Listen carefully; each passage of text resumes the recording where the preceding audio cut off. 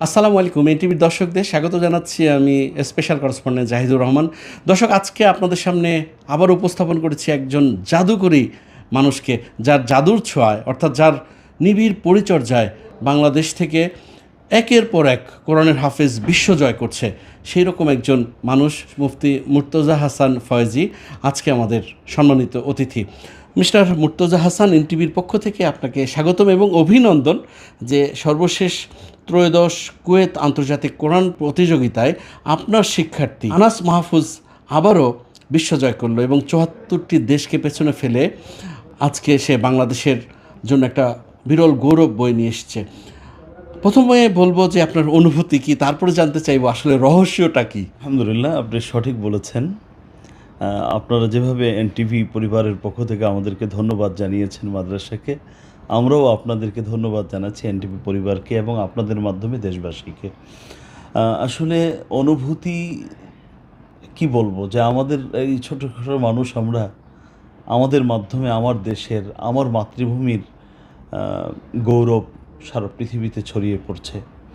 আমাদের মাধ্যমে এবং আমাদের শিক্ষা প্রতিষ্ঠান মার্কাজুল ফাইজুল কোরআনের কৃতি ছাত্র আনাস মাহফুজের মাধ্যমে বাংলাদেশ আজ সারা পৃথিবীতে মর্যাদার সর্বোচ্চ শিখরে পৌঁছেছে, যেহেতু সারা পৃথিবীকে পরাজিত করেছে আনাস মাহফুজ। তো এই দেশের এই সম্মান গৌরবের পিছনে আমরাও যে একটু অবদান রাখতে পেরেছি, এই জন্য মহান রবের কাছে কৃতজ্ঞতা প্রকাশ করছি।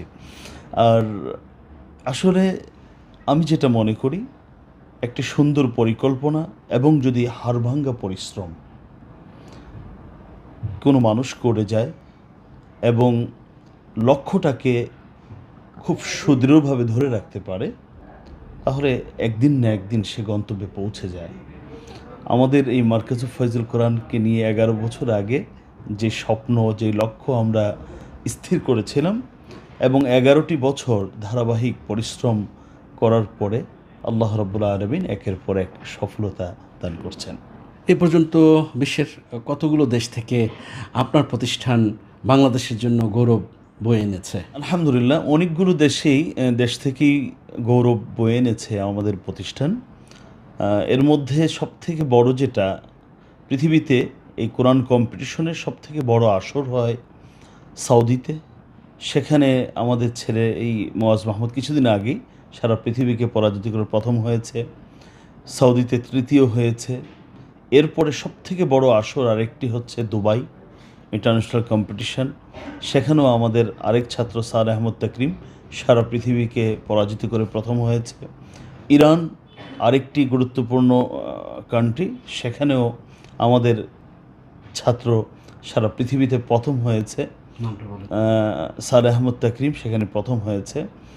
এরপরে আনাস মাহফুজ তো মাত্র জানেনই, কুয়েতে সারা পৃথিবীকে পরাজিত করে প্রথম হয়েছে। আর আমাদের মোয়াজ মাহমুদ এই অল্প কয়েকদিন আগে, 3 সপ্তাহ আগে সারা পৃথিবীকে পরাজিত করে তুরস্কে প্রথম হয়েছে। এছাড়াও লিবিয়া এবং আরও কাতার সহ কয়েকটি দেশ থেকে আলহামদুলিল্লাহ আমাদের ছেলেরা গৌরব বয়ে এনেছে। একটা জিনিস লক্ষণীয় বেশ, যে আমাদের বাংলাদেশের জন্য বিশ্বের বিজয়ের জায়গাগুলো খুবই কম। আপনি ক্রিকেট ধরেন, ফুটবল ধরেন, কিংবা অন্য যে কোনো বিষয়, সেখানে আল্লাহ পাকের পবিত্র গ্রন্থ, সেটার মাধ্যমে বিশ্বজয় করা, তার যেমন একটা মহিমা, তার যেমন একটা গৌরবের একটা দিক আছে। কিন্তু বিপরীত চিত্রটা অন্যরকম, যে একটা ফুটবল বিশ্বজয় করা কেউ আমরা যেভাবে জাতীয়ভাবে তাকে গৌরবান্বিত করি, সম্মানিত করি, আমাদের কোরআনের হাফিজের ক্ষেত্রে রাষ্ট্রীয় এরকম উদ্যোগ দেখা যায় না। এর কারণ কি বলে মনে হয় আপনার? আসলে আমাদের সমাজের রন্ধে রন্ধে বৈষম্য দীর্ঘদিন যাবৎ দানা বেঁধে আছে।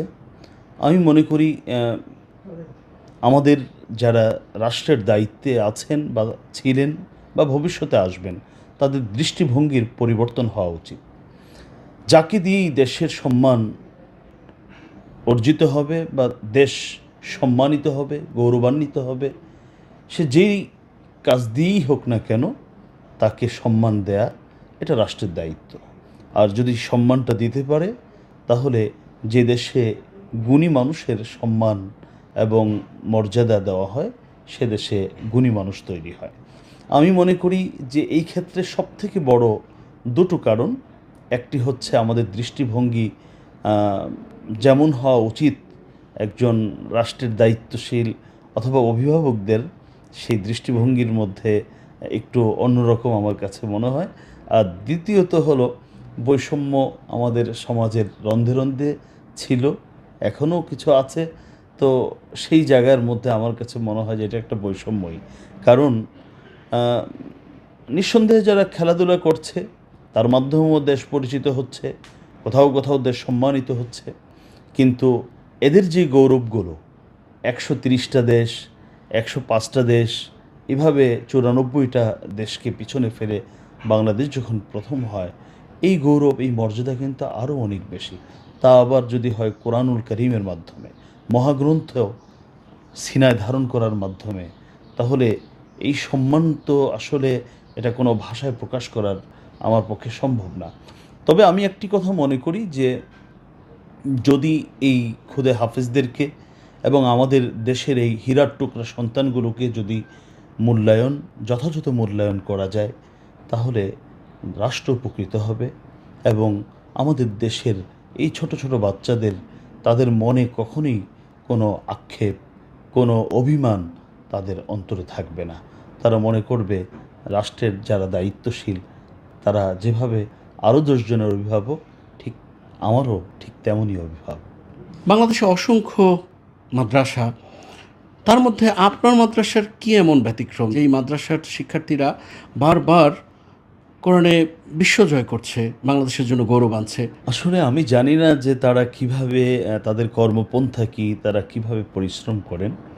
আমি যেটা মনে করি যে একটা পরিবারের সর্বোচ্চ সফলতার জন্য পরিবারের উপর থেকে নিচ পর্যন্ত সকলকে এক মনে এক ধ্যানে তাদেরকে তাদের সর্বোচ্চটা ত্যাগ করতে হয়, তখন সর্বোচ্চ সফলতা আসে।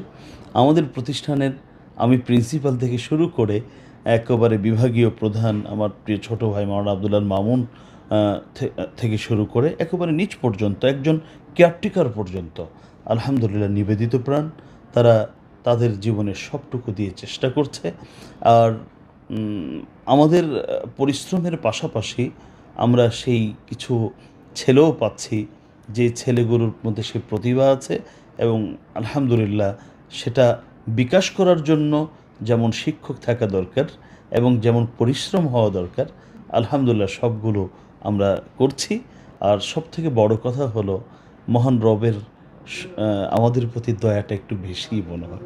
আমাদের দেশে অসংখ্য ধর্মপ্রাণ মানুষ, তারা চায় তার সন্তান প্রকৃত আলেম হবে, কোরআনে হাফেজ হবে। এজন্য তারা দামি নামি এবং খুব খ্যাতনামা দ্বীনি প্রতিষ্ঠান খোঁজেন। আপনার প্রতিষ্ঠানে যদি পড়াতে চায়, সেক্ষেত্রে কি মানে খরচটা কি বেশি হয়? আমাদের প্রতিষ্ঠানে আসলে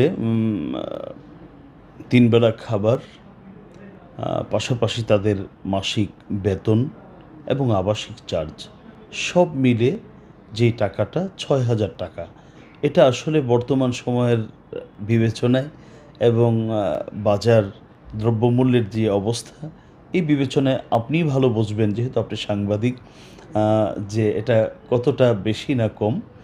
বাকি এটা আমাদের জন্য অনেক কষ্ট হয়। বিশেষ করে আমাদের অনেক গরিব ছাত্র আছে, যে সকল ছাত্রদেরকে আমাদেরকে যথেষ্ট ছাড় দিতে হয়। তো এই সবগুলোকে মিলিয়ে আলহামদুলিল্লাহ চলছি। এর মূল কারণ হলো আমাদের 2-1 জন হিতাকাঙ্ক্ষী আছেন যারা তাদের কষ্টার্জিত অর্থ থেকে এই গরিব অসহায় ছেলেদের পাশে থাকে। তাদের কষ্টার্জিত অর্থ থেকে তারা মনে করেন যে ওই অর্থটা শুধু তার উপভোগ করার বা তার পরিবারই উপভোগ করবে না, তারা এই গরিব অসহায় বা যারা শিক্ষার্থী তাদের পাশে থেকে তারা ভাগাভাগি করে নেন। মিস্টার মুর্তজা হাসান ফয়জী, আপনাকে অসংখ্য ধন্যবাদ। এনটিভির দর্শকদের জন্য কি বলবেন? আমি নিজেও একজন দর্শক এনটিভির। আমি বলবো যে আপনাদের এনটিভি আলহামদুলিল্লাহ বিশেষ করে এই ধর্মীয় বিভিন্ন গুরুত্বপূর্ণ কাজে অগ্রণী ভূমিকা পালন করে থাকে। দীর্ঘদিন যাবৎ তা দেখছি। আজও অনেক সাংবাদিক, কিন্তু সবার আগে আমি আপনাকে পেয়েছি এবং আপনাদের এনটিভিকে পেয়েছি। আপনাদের এই কাজগুলো, ভালো কাজগুলো অব্যাহত থাকুক। পাশাপাশি যারা দর্শক আছেন তাদের কাছে আমার অনুরোধ থাকবে যে তারা যেন তাদের সন্তানদেরকে এই আনাস মাহফুজ, মোয়াজ মাহমুদ, সালেহ আহমদ তাকরিমদের মতো গড়ে তোলার চেষ্টা করেন। আমি মনে করি প্রত্যেকেই যদি তার একটি সন্তান, মিনিমাম একটি সন্তানকেও যদি তিনি কোরআনুল করিম হাফিজ বানাবার চেষ্টা করেন, তাহলে আশা করি প্রতিটা ঘরে একটা সময় কোরআনের আলোতে আলোকিত হয়ে উঠবে। দর্শক, এতক্ষণ আমাদের সঙ্গে ছিলেন বিশ্বজয়ী কোরআনের হাফেজদের কারিগর মুফতি মুর্তজা হাসান ফয়েজি। নিশ্চয়ই আগামীতে নতুন কোনো অতিথি নিয়ে হাজির হব আপনাদের সামনে। ততক্ষণ পর্যন্ত সবাই ভালো থাকবেন, সুস্থ থাকবেন, এনটিভির সঙ্গে থাকবেন। আল্লাহ হাফেজ।